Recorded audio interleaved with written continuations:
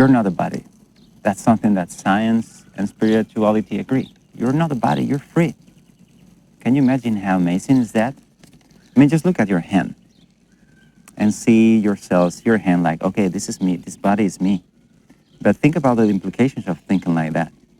Aren't you afraid of dying? Aren't you afraid of getting sick? Aren't you afraid of being apart from the people that you love? Aren't you afraid to have enough money and shelter and food for your body to survive?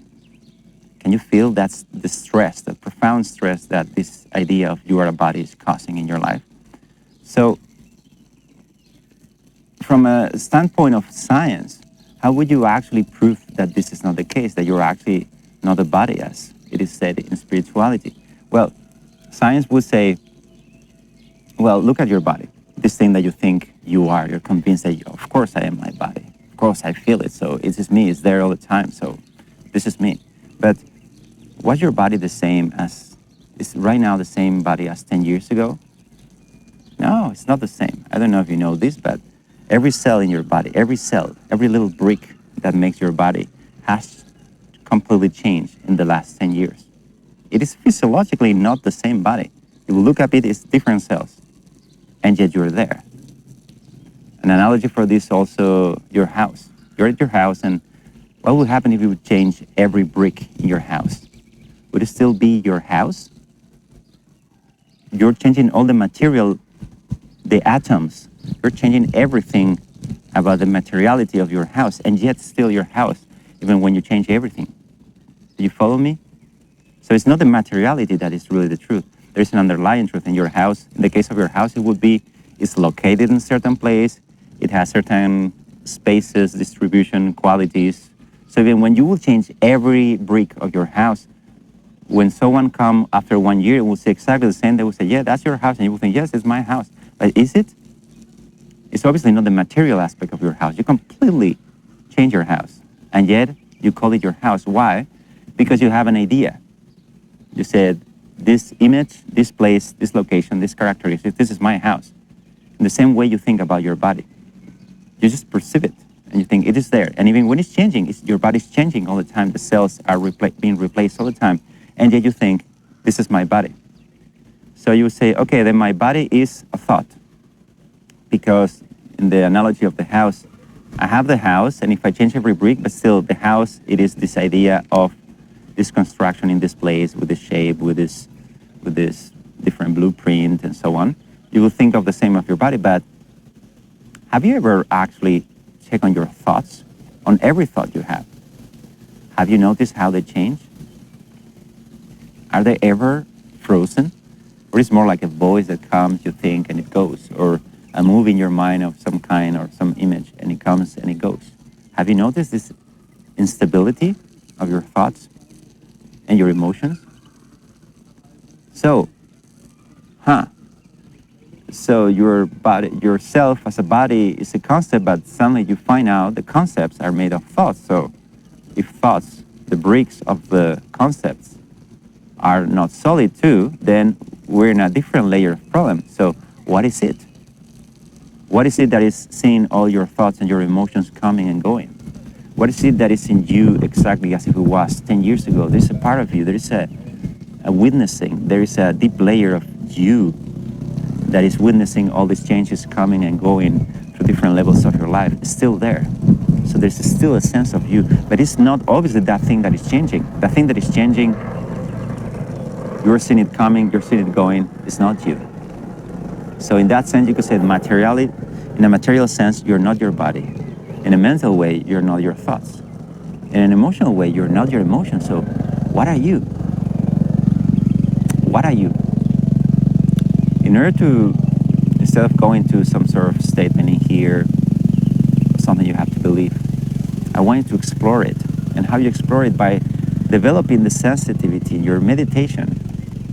Meditation is basically just spending time to make this research and just trying to see what is that it doesn't change. What is the underlying reality? What is that it is observing your mind changing, your emotions changing? What is this deeper, more real layer of you that is not changing? What is this underlying reality What is this true self? What is this spirit? What is this energy? What the heck is? Let's not even have a word for it. What the heck is that is in you observing thoughts and observing your body changing and has a strong sense of I exist, but at the same time, it's never changing, it's always there. And you may say, I change, and we can have a deep conversation on why that's another thought and another emotion. Of course, we're talking about a deep investigation in here, so this is not just something I want you to think about it. This is just meant to support you, to see it, and try to be as honest as you can in your life, and just see what are you really. In order to do that, you will need your attention to be very stable, because in the same way that you cannot read a book when you need glasses and you cannot read because your eyes cannot see, if your observation skills are not good enough, as much as this thing that I'm saying, the fact that you're not a body, is even a scientific backed fact, and also it's a spiritual fact. All the great geniuses of history, you could say, they're saying this in many different ways. And the reason why you don't experience it as a reality and you feel trapped and still in this fear survival mode, like I'm a body and everything you do, every goal you have, every effort you have is just to keep your body alive. But what if you're not your body? Are you open-minded enough to see that? Because if you're open-minded, maybe this video is hitting you in a way that you say, okay, I kind of hear something similar to what you're saying, inquiry, quantum physics. Yeah, there's a lot of it. But are you living from there? That's my point. Because that's the practice. I want you to practice. I want you to set some time to investigate these things. Hopefully, you will notice that your mind is not stable enough to be actually to be consistent enough to see your thoughts coming and going all the time. You may be trapped in thoughts all the time. If that's the case, then don't worry. This has been done for thousands of years. Many, many great, brilliant people before you and me. So there are systems in place to help you cover all the possible problems with that. You can follow yoga, you can follow Buddhism, you can follow Hinduism, you can follow any kind of deep, even philosophical investigations, but not thinking about it, directly experiencing it. And I, of course, have my own personal suggestion. It's a 10-stage process of stabilizing your attention that you can actually observe and integrate this understanding, not just as an interesting philosophical thought that you hear, you read about it, you saw you watch it in a YouTube video, some guy talking, and you kind of know this. You know you're not a body, but some way you cannot stop experiencing that you're a body. And you feel trapped, and you feel all these negative emotions, especially fear, based on all this limited survival mode. So the way to escape that is by direct experiencing. And the way to direct experiencing is to build the observation tool you need. And that observation tool you need is a steady attention. And you can cultivate that steady attention. So don't worry if all these huge statements that your true self is timeless, or all these apparently great statements, they are true. But in order to live from them, the only part that you're missing is the attention stability to clearly see that this is the case. Am I convincing you? It's a good reason, isn't it? Then you want to find the truth of what you are?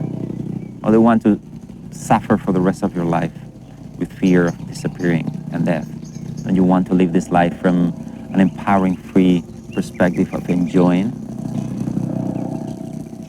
being free, not being afraid?